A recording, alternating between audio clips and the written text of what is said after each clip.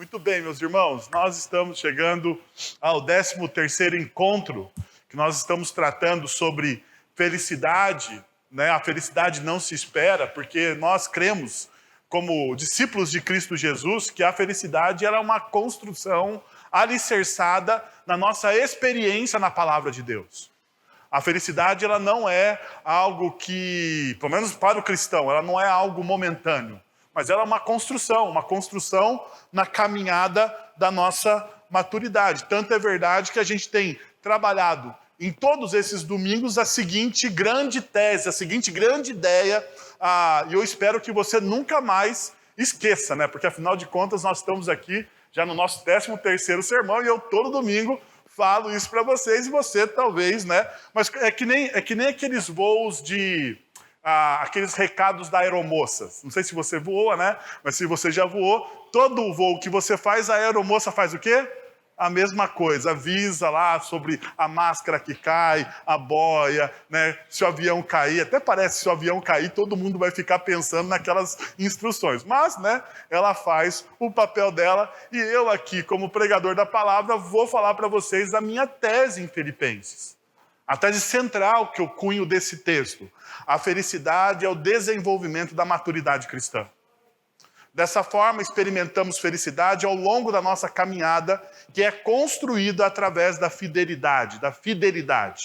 Fidelidade à missão, fidelidade à palavra, fidelidade ao nome do Senhor, fidelidade àquilo que Deus está fazendo em nós e através de nós. Então, essa fidelidade, ela se expressa e ela é vivenciada de diversas maneiras dentro da espiritualidade cristã. Bom, mas o que Paulo, como nós começamos a estudar no capítulo 3, o que Paulo está tecendo? Qual é o tema central de Filipenses capítulo 3? Para mim, o tema central de Filipenses capítulo 3 é a maturidade cristã. Paulo está dando princípios à igreja de Filipos sobre a maturidade, como se tornar um crente maduro em Cristo Jesus. Então, nós precisamos definir essa maturidade. E hoje, pela manhã, eu fiz a seguinte definição. Esse é o retrato da pessoa adulta que cresce a plena maturidade.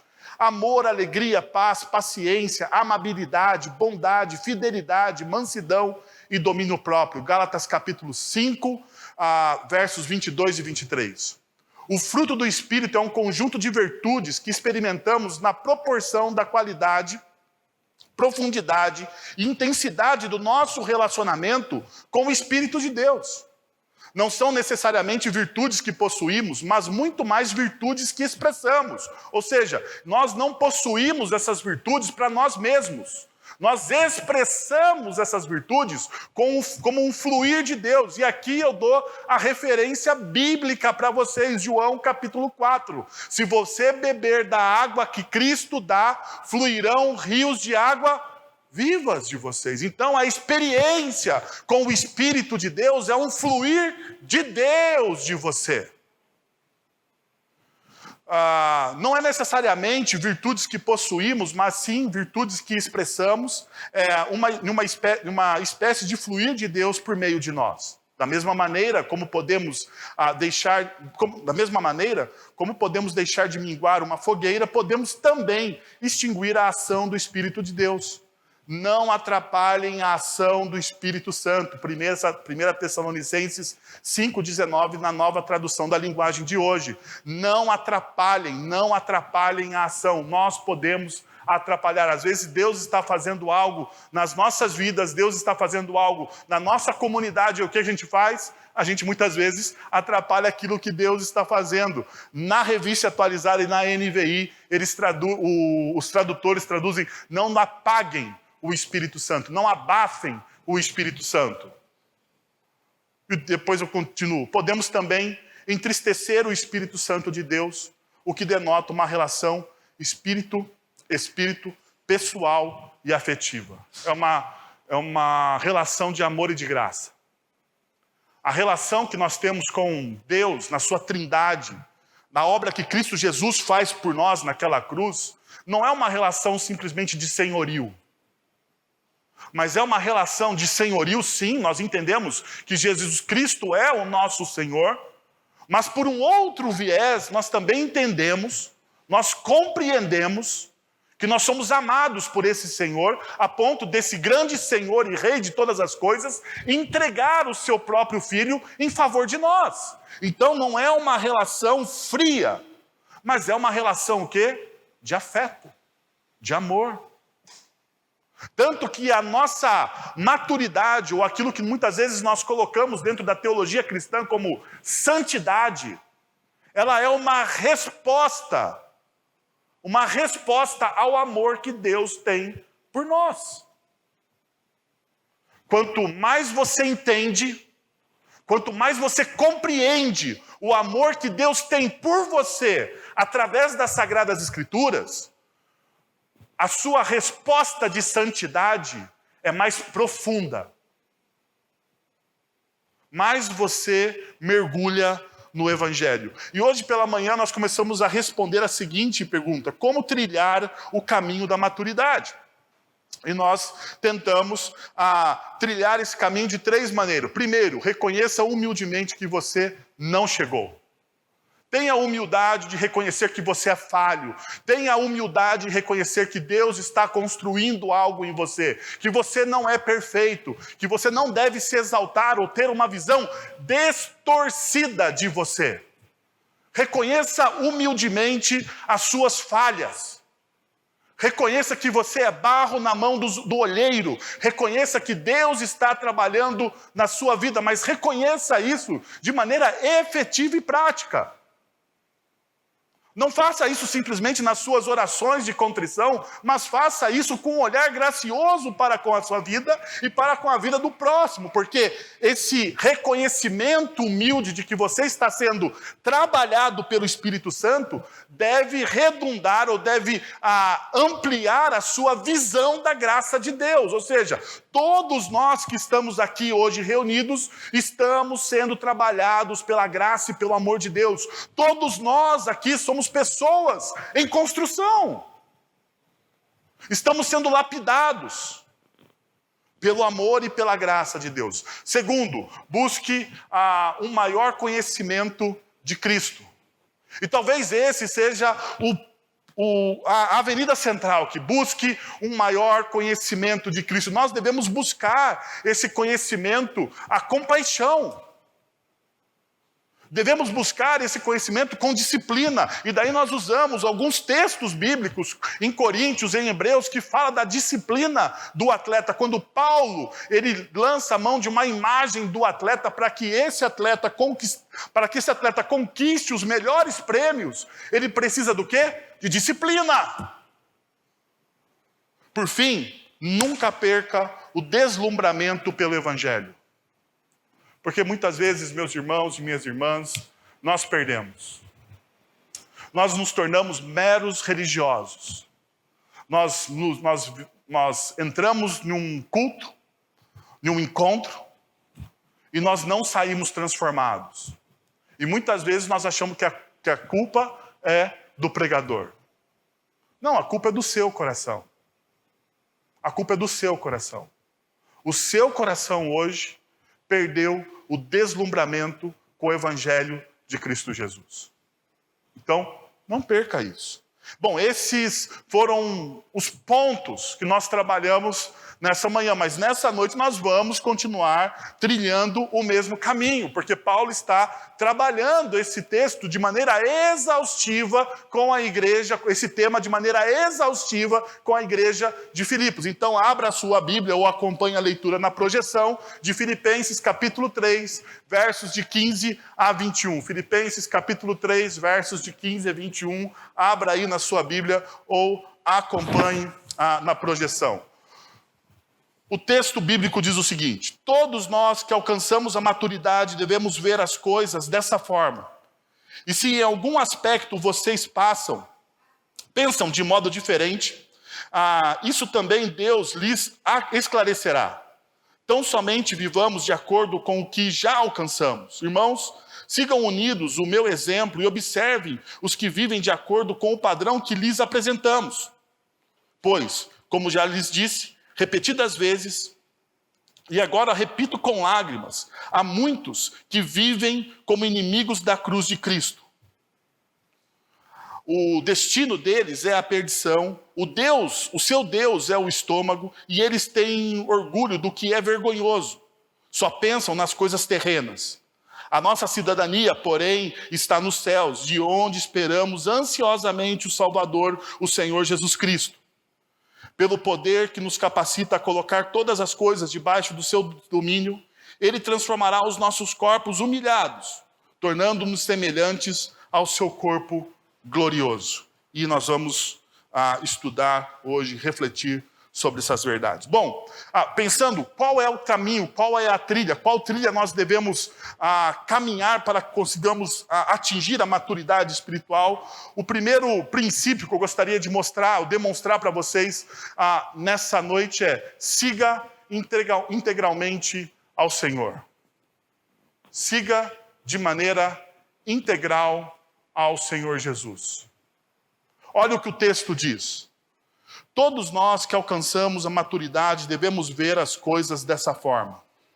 E se em algum aspecto vocês pensam de modo diferente, isso também Deus lhes esclarecerá. Tão somente vivamos de acordo com o que já alcançamos. O Eugene Peterson, na sua tradução do mesmo texto, ou melhor, na sua paráfrase do mesmo texto, diz o seguinte, olha só. Assim, os interessados em tudo que Deus tem para nós devem se manter focados no alvo. Se algum de vocês tem outra coisa em mente, algo menos que um compromisso total, Deus vai esclarecer a vista, Deus vai clarear a vista embaçada de vocês. E vocês vão enxergar, agora que estamos no caminho certo, permaneçam nele. Perceba que o Eugene Peterson ele usa, se algum de vocês tem outra coisa em mente, algo menos que um compromisso o quê? Total. Um compromisso total com aquilo que Deus tem na sua palavra. Eu não sei se você compreende ou entende o que é um compromisso total. Talvez você até entenda. A grande dificuldade que nós, como igreja, muitas vezes temos, é de exercer esse compromisso total. É de levar ele até as últimas consequências. É de levar ele até as últimas consequências. Pensa o seguinte, né? Olha só. Em relacionamentos maduros, não existe a possibilidade de metades. Em relacionamentos maduros, não existe a possibilidade de metades. Você passou pela seguinte experiência já? Você conversando com alguém e essa pessoa no celular respondendo e você falando e a pessoa respondendo. Você pode até mudar de assunto e a pessoa não vai nem perceber que você mudou de assunto. Ela vai continuar respondendo ok, tudo bem. E se você perguntar o que você falou na última meia hora, essa pessoa não será capaz de o quê? De responder. Isso é um relacionamento pela metade. Pergunta, é agradável? É agradável? Não é agradável. Faça isso todos os dias no seu casamento e você vai ver aonde esse negócio vai parar. Não vai dar certo. Você precisa ter relacionamentos integrais. Você precisa dar atenção àquela pessoa. Então perceba uma coisa. Se você, nos relacionamentos humanos, não aceita a metade, por que Deus deveria aceitar a metade do seu coração? Veja só, vamos imaginar a seguinte cena. Um casamento aqui na nossa comunidade, igreja enfeitada. A noiva entra, a noiva não entra primeiro, né? Entra primeiro o noivo, daí entra os padrinhos, daí entra as floristas, agora tem aquelas plaquinhas, daí entra as plaquinhas, né? Cada dia tem mais coisa que entra no casamento, né? Daí vai entrando, a noiva entra.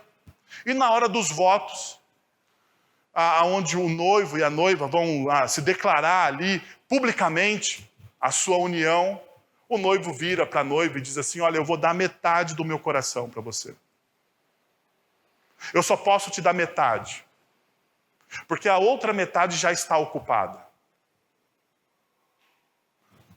O que essa noiva deveria fazer? Ou se fosse, vamos ser igualitários, já que a nossa sociedade, né, é uma sociedade de iguais, vamos ser igualitários. Imagina se a noiva vira para o noivo e diz: olha só, meu querido, só metade do meu coração para você, só metade, porque a outra metade já está ocupada. O que esse noivo deveria fazer? Percebeu? Relacionamentos maduros são relacionamentos integrais. Não existe metades. Se você quer ter relacionamentos maduros e profundos, você precisa dispensar o quê? Atenção. E você precisa ir até as últimas consequências. Qual é a última consequência de um namoro? O casamento. É o casamento. A última consequência do namoro é o casamento. Não é verdade? Nós precisamos ir até as últimas consequências se nós desejamos filhos, relacionamentos maduros. A mesma coisa, isso se estende para qualquer outro tipo de relacionamento. A pergunta é, por que Deus deve aceitar metade do seu coração? Se você não aceita a metade dos outros, se você fica com raiva quando as pessoas não te dão atenção, se você fica injuriado quando uma pessoa diz para você: você está mentindo. Você já contou algo extraordinário que aconteceu com você e a pessoa vira na hora e fala assim: você está mentindo. Não dá uma raiva? Dá uma raiva, aquela vontade de fazer justiça com as próprias mãos. Se você não aceita isso, por que você acha que o Deus Todo-Poderoso, Criador dos céus e da terra, aceitaria menos dentro dos relacionamentos? Agora, veja só. Deixa eu trazer isso para exemplos bíblicos. Primeiro exemplo. Um dos exemplos que eu mais gosto, Josué, capítulo 14, versos de 6 a 14. A história do mestre Caleb. Para mim, Caleb é o herói dos heróis. Se você perguntar para mim, qual que é o seu herói bíblico preferido, pastor? Caleb. Não é Davi, não é Jeremias, não é Isaías, Jonas, não é nenhum, é Caleb. Caleb, ele é bom. Olha só o que Caleb vai dizer em Josué, capítulo 14. Olha o que o texto narra para a gente. Os homens de Judá vieram a Josué em Gilgal, e Caleb, filho de Quenezeu, Jefoné, lhe disse: você sabe o que o Senhor disse a Moisés, homem de Deus, em Cades Barneia, sobre mim e sobre você? Eu tinha 40 anos quando Moisés, servo do Senhor, enviou-me de Cades Barneia para espiar a terra. Eu lhe dei um relatório digno de confiança, mas os meus irmãos israelitas que foram comigo fizeram o povo desanimar-se de medo. É interessante, se você pegar a palavra no hebraico, derreter aqui. O desanimar é derreter. Os israelitas se derreteram. E daí olha só o que diz o texto, está grifado aí. Eu, porém, fui inteiramente fiel ao Senhor. Perceba só. Dos 12, 10 disseram o quê? Não é bom. Não é bom porque tem gigante lá. A terra é até bacana. As uvas, precisa de 5 caras para carregar um cacho de uva. Você fica imaginando, né, a cena. O negócio é bom. Mas veja só, tem gigante. E nós aqui, judeu, descendente de Abraão, é tudo pequenininho. Não vai dar certo. Não vai dar certo, não será legal. Mas os outros dois, Josué e Caleb, disseram: não, se Deus disse, Vai acontecer. Deus não disse? O que é para você saber? Que a terra é boa, então a terra é boa. Daí o texto continua.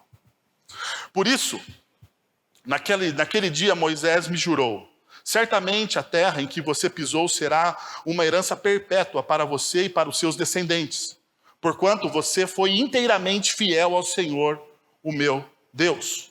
Pois bem, o Senhor me manteve vivo, porque uma geração inteira morreu. Lembram-se disso? Morreu. Como prometeu. E foi há 45 anos que ele disse isso a Moisés, quando Israel caminhava pelo deserto.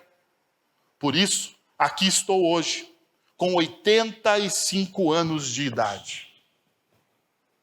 Ainda estou tão forte como no dia em que Moisés me enviou. Tenho agora tanto vigor para ir à guerra como tinha naquela época. É de chorar, não é? E o texto diz: dê-me, pois, a região. Daí ele escolhe a região, né? É a região que o Caleb vai escolher. Por isso que ele é meu herói. Dê-me, pois, a região montanhosa naquela ocasião. O Senhor me prometeu. Na época, você ficou sabendo que os Enaquins lá viviam com suas cidades grandes e fortificadas. Mas, se o Senhor estiver comigo, eu os expulsarei de lá, como ele prometeu. Então Josué abençoou Caleb, filho de Jefoné, e lhe deu Hebrom por herança. Por isso, até hoje, Hebrom pertence aos descendentes de Caleb, filho do quenezeu Jefoné, pois ele foi inteiramente fiel ao Senhor, o Deus de Israel. Uau! Isso é compromisso total. Isso é seguir o Senhor de maneira integral. Um outro caso. Não sou muito fã de Davi, vocês sabem disso, mas de vez em quando ele faz coisa bacana. Olha só o que diz 2 Samuel 24, 22 e 24. O povo estava passando, só para dar um contexto para vocês, o povo estava passando por uma grande peste, né? E daí o servo do Senhor, o Gade, chega para Davi e diz: Davi, tem uma palavra do Senhor. Vai lá, compra uma eira de terra, faz o sacrifício. Daí chega o texto que a gente está lendo aqui. A Araúna disse a Davi: o meu senhor e rei pode ficar com o que desejar e oferecê-lo em sacrifício. Aqui estão os bois para o holocausto, e o debulhador e o jugo dos bois para a lenha. Ó rei, eu dou tudo isso a ti. E acrescentou: que o Senhor, o teu Deus, aceite a tua oferta. Mas o rei respondeu a Araúna: não, faço questão de pagar o preço justo. Não oferecerei ao Senhor, o meu Deus, holocausto, sacrifício, que não me custe o quê? Nada. E comprou a eira e os bois por 50 peças de prata. Não oferecerei ao Senhor, o meu Deus, um sacrifício, uma oferta, que não me custe nada. Dentro da nossa sociedade pós-moderna das facilidades, Davi nos ensina um princípio muito forte, que sacrifício só é sacrifício de fato quando lhe custa algo. Que serviço só é serviço de fato quando lhe custa algo. Que não é algo que você dá e aquilo não lhe custe, não lhe toque. Nós estamos muitas vezes acostumados a dar a Deus o que nos sobra. Nós damos a Deus o tempo que sobra, nós damos a Deus o dinheiro que sobra. Não porque Deus precise do nosso dinheiro, e vocês sabem muito bem que dificilmente eu falo aqui em dinheiro. Mas a verdade é essa. A verdade é essa. Nós damos a Deus o tempo, nós damos o dinheiro, nós damos o compromisso que nós somos tudo que sobra, que não nos custa algo, nós damos a Deus. E nós achamos que, ok, o Senhor dos céus e da terra, do universo, o Redentor de toda a história, pode aceitar isso. Quer ver uma coisa? Você gostaria de um presente? Melhor ilustração. Uma demonstração de amor que não lhe custe nada. Mulheres, você gostaria?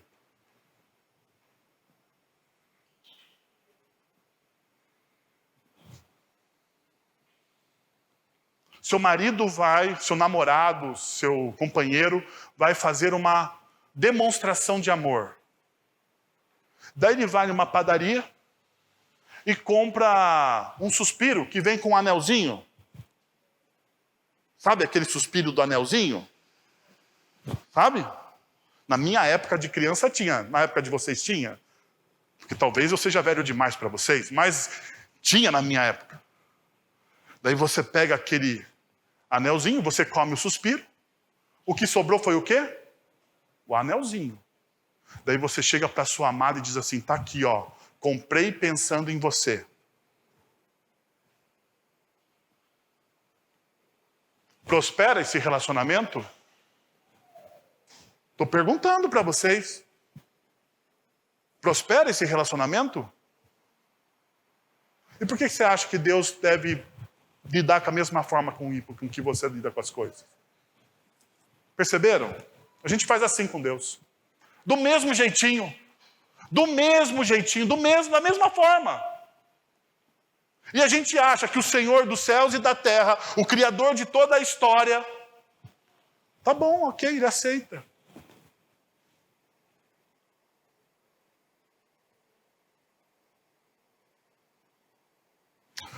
Veja só, para você pensar em algumas aplicações. Siga mesmo quando for a minoria. Caleb era a minoria, mas mesmo assim ele continuou seguindo. Caleb, ele era a minoria. Davi, ele era naquele momento da história a minoria, porque todo mundo gosta do quê? De facilidade. Mas siga ao Senhor mesmo quando você for a minoria.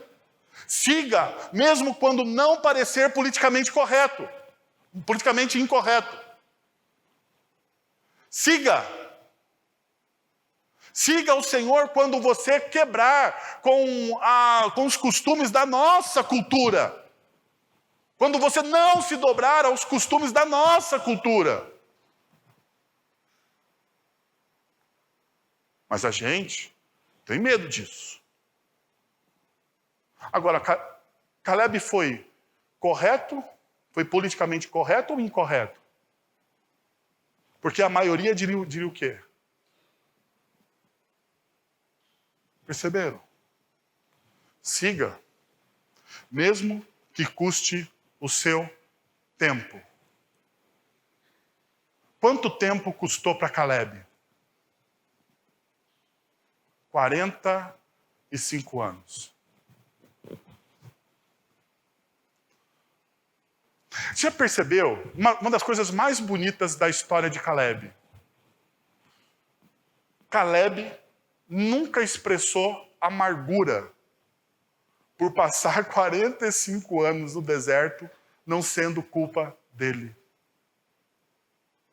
Aonde você vê Caleb reclamando? Em nenhum momento.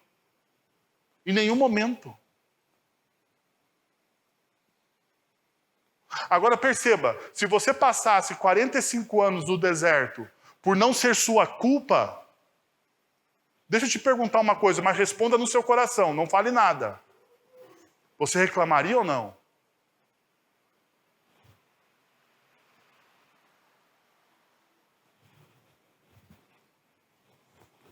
Siga mesmo que isso te leve ao deserto. Siga mesmo que o desafio seja grande. Siga mesmo quando o custo for alto. Siga. siga, siga.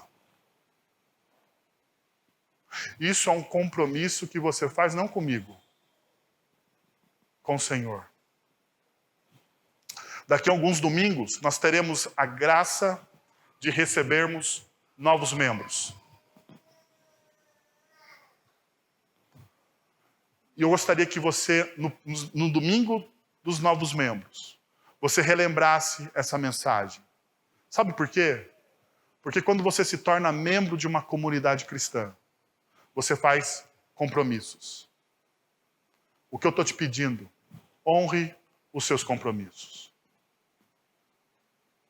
Porque você não fez diante de mim. Você fez esse compromisso para a comunidade e para o Deus que governa essa comunidade. Não é para mim. Não é para mim. Continuando. Segundo, siga os exemplos fiéis. Olha o que o texto diz. Irmãos, sigam unidos o meu exemplo e observem os que vivem de acordo com o padrão que lhes apresentamos. Agora perceba, Paulo ele vai retomar uma temática que ele já deu 3 exemplos a serem seguidos. Primeiro, Jesus como exemplo por excelência, Filipenses capítulo 2, de 5 a 11. E depois, Paulo apontou a si mesmo como exemplo, Filipenses capítulo 2, de 17 a 18. E depois, Paulo ainda aponta Timóteo e Epafrodito como exemplos, Filipenses capítulo 2, de 19 a 30. Paulo já está falando sobre esse siga exemplos fiéis há um tempo. Nós já trabalhamos muito, então vou fazer o jabá aqui das nossas mensagens na internet. Se você ainda não assistiu, você volta aqui alguns capítulos, principalmente quando trata do capítulo 2, você vai ver o tema de ser fiel e de seguir pessoas fiéis. Agora veja só, a fé cristã não é apenas ensinada por palavras, esse é o princípio de Paulo, mas é também ensinada por exemplos. Olha o que Paulo está dizendo. Como que você comunica a fé cristã? Você comunica por palavras, como nós fazemos aqui, mas também nós comunicamos a fé cristã por o quê? Por exemplos. Por exemplos. A forma com que nós caminhamos. A forma do seu testemunho. Nós não falamos mais de testemunho, né? Eu lembro que na minha juventude tinha um momento de testemunho na igreja. Daí alguém ia lá e falava. Muitas vezes o testemunho não era muito, né? Faltava alguma coisa ali, biblicamente falando. Mas tinha o testemunho dos irmãos da igreja. E a gente via em alguns momentos o quê? O agir, o mover de Deus na vida daquelas pessoas. E isso que é a verdade sobre o que Paulo está dizendo aqui. Olha, você precisa seguir pessoas que dão testemunho da sua fé, que vivam a sua fé. Que a fé não é simplesmente um discurso, que a fé não é algo religioso que você vem aqui cumprir o seu checklist com Deus. A fé é algo que você vive dia após dia, que você vivencia dia após dia, que você experimenta dia após dia. E como que você aprende? Eu vou dizer para vocês, efetivamente nós aprendemos muito mais pelo quê? Por palavras ou por exemplos? Por exemplos. Sabe o que falta aos nossos jovens? Vou dizer a vocês. Exemplos de fé. É isso que falta. Exemplos de fé. Exemplos de fé de que Deus está no controle de tudo. Ao invés de um casal discutir na frente dos filhos sobre dinheiro, um casal deveria orar na frente dos filhos sobre suas finanças. Por quê? Porque o exemplo fala mais, não é verdade?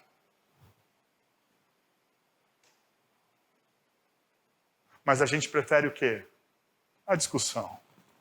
É o que a gente prefere. Terceiro, sabedoria ao ouvir e ver. Olha o que o texto diz. Verso 18. Pois, como já lhes disse repetidas vezes, e agora repito com lágrimas, há muitos que vivem como inimigos da cruz de Cristo. O destino deles é a perdição, e o seu Deus, o seu Deus é o estômago, e eles têm orgulho do que é vergonhoso, só pensam nas coisas terrenas. Veja só o que Paulo está dizendo. Há muitos que vivem como inimigos da cruz de Cristo. O que é ser um inimigo da cruz de Cristo? Um inimigo da cruz de Cristo é aquele que é inimigo da mensagem do Evangelho. O inimigo da cruz de Cristo é aquele que é inimigo do Senhor do Evangelho, da missão do Evangelho, da comunidade do Evangelho. Esse é o inimigo da cruz de Cristo. O inimigo da cruz de Cristo é aquele que tenta sabotar o reino de Deus. Dentro do próprio reino de Deus. Por quê? Porque Paulo está falando aqui de pessoas que se infiltram na comunidade com um ar de espiritual, mas que na verdade não são espirituais. Eles dividem a comunidade, eles sabotam a missão, eles distorcem o evangelho, eles negam o senhorio de Jesus.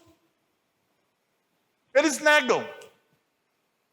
Esses são os inimigos da cruz de Cristo. E Paulo está falando, olha, você tem que tomar cuidado com essas pessoas. Por quê? Porque muitas vezes o discurso deles é o quê?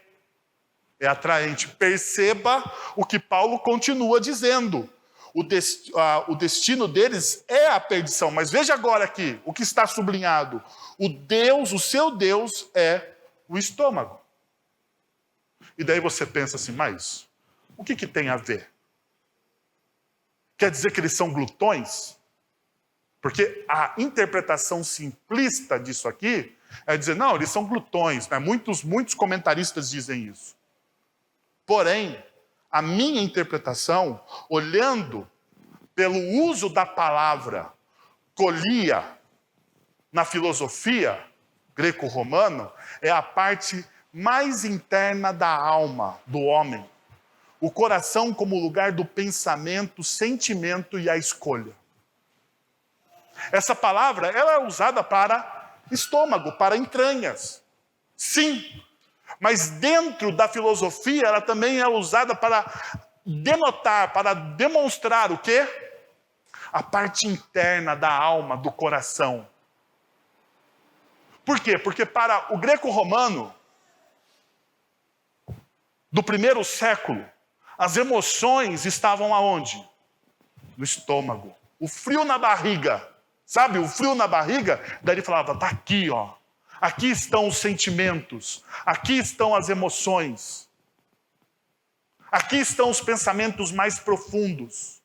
E daí veja o que Paulo está dizendo. Olha, o Deus dessas pessoas são os seus sentimentos, os seus pensamentos e as suas escolhas. O seu Deus é o seu coração. Deixa eu fazer uma pergunta básica para você. O seu coração é pecaminoso?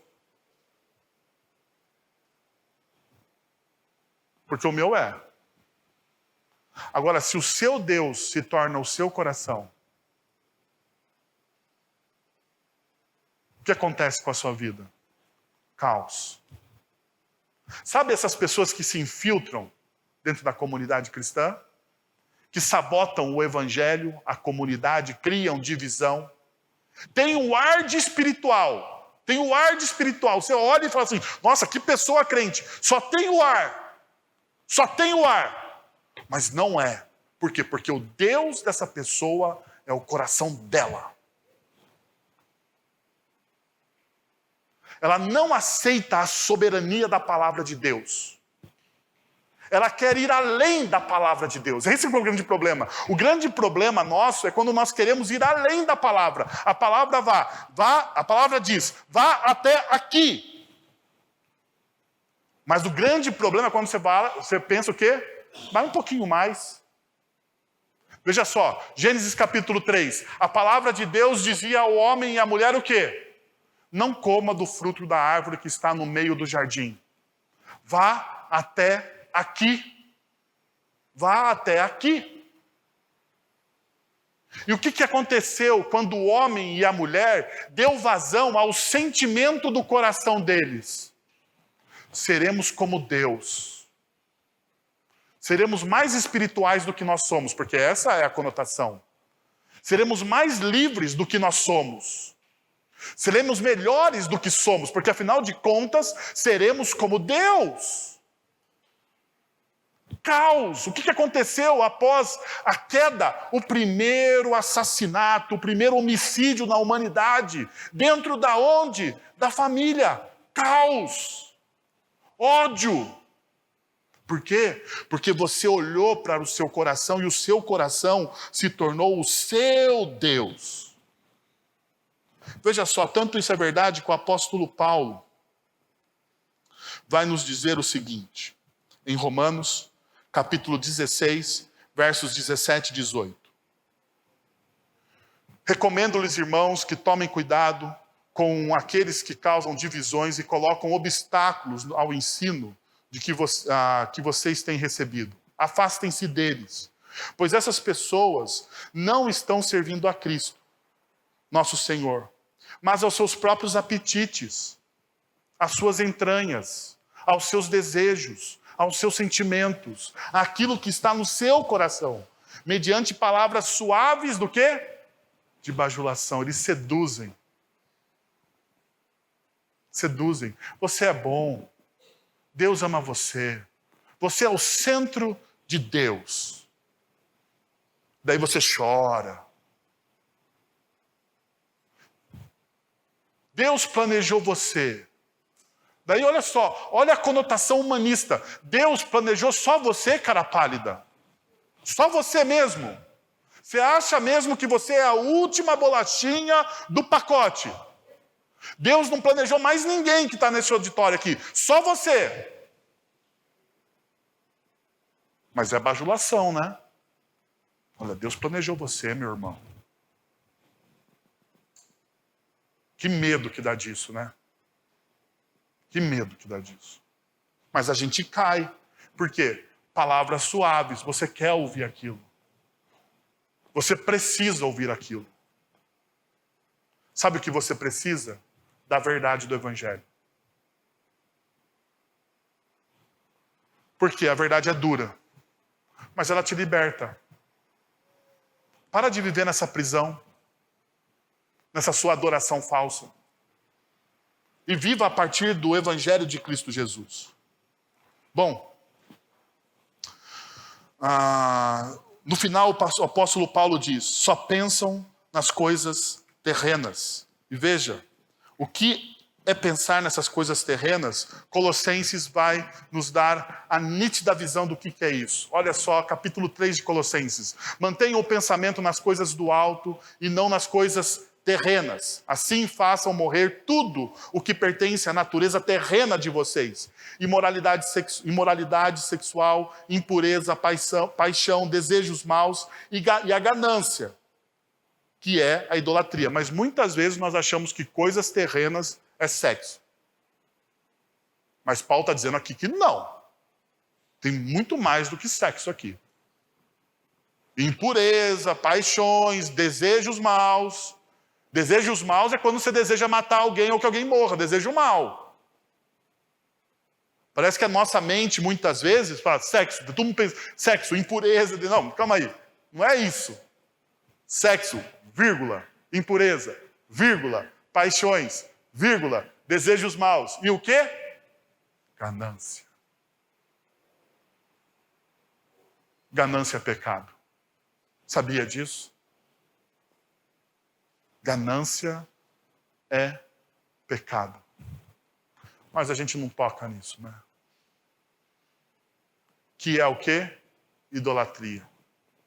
Mas agora abandonem todas essas coisas. Daí Paulo continua, verso 8. Ira, indignação, maldade, maledicência, linguagem indecente no falar. não mintam uns aos outros. Pronto. Coisas terrenas. Esses caras só pensam em coisas terrenas. Esses caras da bajulação, eles induzem o seu coração a pensar no quê?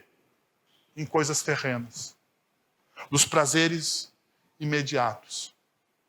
Agora veja, estamos finalizando.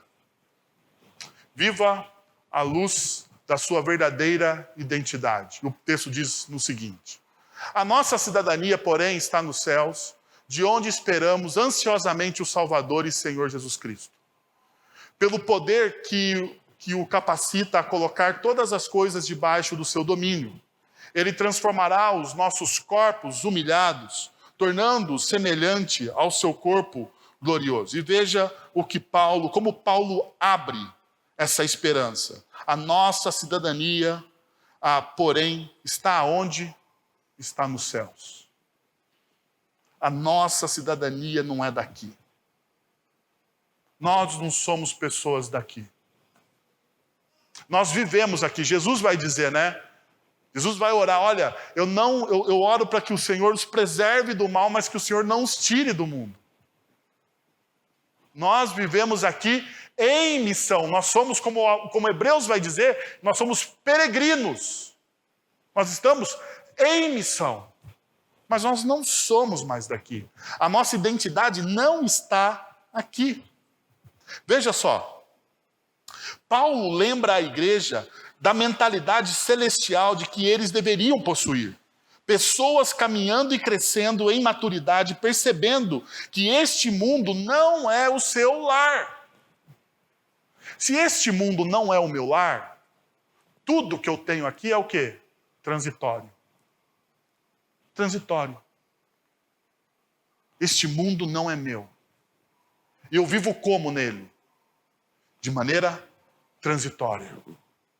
Essa é a primeira verdade que Paulo está lembrando a eles. E é interessante, porque Paulo está lembrando isso à igreja de Filipos? Porque a cidade de Filipos era uma cidade rica. A cidade de Filipos era uma cópia urbanística da capital Roma. As pessoas olhavam para Filipos e diziam, as pessoas de Filipos são bem-sucedidas, as pessoas de Filipos são instruídas, as pessoas de Filipos são influentes. E daí Paulo está lembrando que não sejam seduzidos pelas luzes do mundo, mas tenha a sua identidade firmada naquilo que Deus, em Cristo Jesus, conquistou para você. Essa é a primeira realidade. Agora perceba, a segunda, a igreja é uma pequena colônia do reino dos céus, ou do reino de Deus. Quando você está na presença do povo de Deus, seus valores e suas vidas devem apontar para a eternidade. O que nós somos? Nós somos embaixadores do reino de Deus. Nós somos uma pequena colônia do reino de Deus. E nós devemos apontar para onde? Para a eternidade. Quando você vê pessoas cuidando dos vulneráveis, cuidando dos órfãos, fazendo tudo o que é bom e certo e verdadeiro, quando você vê os pobres sendo cuidados, quando você vê pessoas sendo edificadas pela palavra, quando tudo isso se junta em uma comunidade, o reino de Deus, então, se torna tangível e visível. É aí que está. Sabe qual que é o nosso problema dentro do cristianismo? Do nosso cristianismo atual? É que nós fixamos os nossos olhos tanto aqui na terra, nós queremos tanto viver bem aqui, que nós não conseguimos mais ser o quê? Desprendidos. Veja só. Veja só o que homens e mulheres do passado construíram. E veja o que nós construímos. Veja como homens e mulheres do passado remiam o tempo. Porque eles entendiam que a eternidade é o lugar deles. E aqui eles tinham que glorificar a Deus, somente isso. Mas como está tão bom aqui, e olha, nós estamos fazendo uma troca que C.S. Lewis vai dizer em Cristianismo Puro e Simples, que é uma troca de pessoas imbecis. E ele usa exatamente essa palavra no inglês. Por quê? Porque é a troca daquele que não conhece, não sabe, não entende. E daí, como o pessoal já projetou aí, deixa eu ler o C.S. Lewis aqui no Cristianismo Puro e Simples, quando ele vai falar exatamente sobre a eternidade. Ele vai dizer o seguinte: quem investiga os registros da história descobre que os cristãos que fizeram mais pelo mundo presente foram justamente aqueles que mais pensavam no porvir, ou seja, na eternidade. Os próprios apóstolos que possibilitaram a conversão do Império Romano, os grandes homens que construíram a Idade Média, os protestantes ingleses que aboliram a escravidão, todos deixaram a sua marca na terra justamente porque suas mentes estavam ocupadas com o céu. Por que esses caras glorificaram a Deus na sua geração? Esses caras glorificaram a Deus na sua geração porque o céu estava neles. E eles representavam os valores e a ética dos céus na terra. Então, quando Jesus nos ensina a orar, venha o teu reino, na oração do Pai Nosso, é isso que ele está dizendo. Venha o teu reino. Que a sua vontade seja feita aqui na terra, como ela é feita onde? Nos céus. Venha o teu reino. Que justiça seja feita aqui na terra, através do seu povo.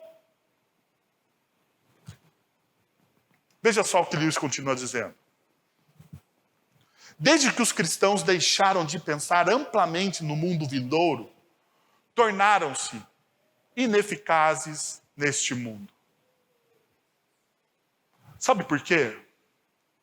Porque quando a gente perde a perspectiva dos céus, nós nos tornamos egoístas. Nós queremos reter. Tudo que Deus nos dá se torna motivo não de gratidão a Deus, mas de reter para nós mesmos. Lewis termina.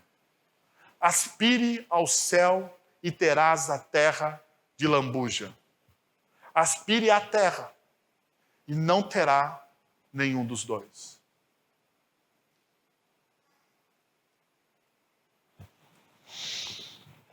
Deixa eu te convidar a 3 movimentos hoje. Siga integralmente ao Senhor, apesar dos desafios. Siga o Senhor, apesar dos custos. Siga o Senhor. Marque a próxima geração. Que você seja inspiração para a próxima geração.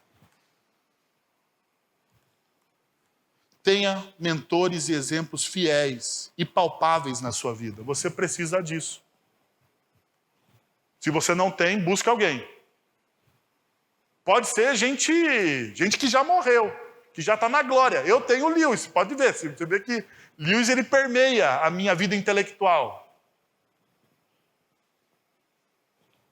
Meu mentor.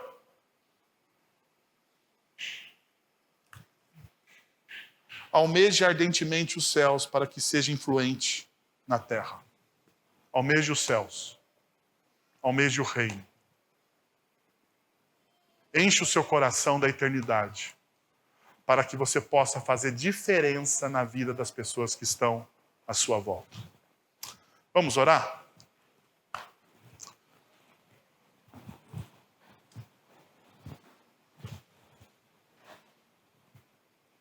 Senhor, nós estamos na Tua presença e nós queremos Te agradecer por tudo que o Senhor fez. Pela Tua bondade, pelo Teu amor, pela Tua graça. Nós queremos, ó Deus, pedir ao Senhor que o Senhor continue a trabalhar na nossa vida. A fazer, ó Deus, como o Senhor fez no passado, com homens e mulheres que estavam tomados pela perspectiva da eternidade, Senhor. nós perdemos essa perspectiva. Nós nos envolvemos com tantas coisas, mas nós nos esquecemos que nós somos peregrinos. Traz isso de volta ao nosso coração, Senhor, através da ação do Teu Santo Espírito. É o que nós te pedimos em nome de Jesus. Amém. Vamos receber a bênção? Agora, irmãos, que a graça de nosso Senhor e Salvador Jesus Cristo, o amor de nosso Deus e Pai, o conselho, o consolo, o poder e a ação do Santo Espírito de Deus estejam sobre vocês agora e pelos séculos dos séculos. Amém.